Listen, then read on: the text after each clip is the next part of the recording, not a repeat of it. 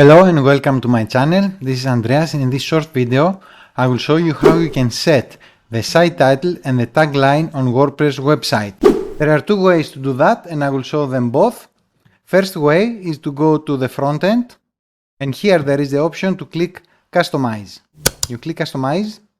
This site is a demo, by the way, it's just for the video. So you go here on the site identity, and here it says site title. So you choose the site title. It can be the domain name. For example, my site is Terra Digita, so I write here Terra Digita. And then the tagline, it's a short description of your website or blog, and I will say the best marketplace for digital products. That's it, easy enough. Something that describes shortly your website or your blog, and then click publish. And the other way to achieve that is when you are here on the admin dashboard and you are going to the settings and then general.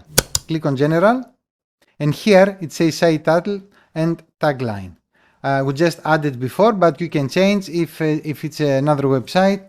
You can say bookstore, and you can say the best store for digital products. You can choose whatever you want. You can change it anytime to whatever you like. Okay, then you scroll down and you click save changes.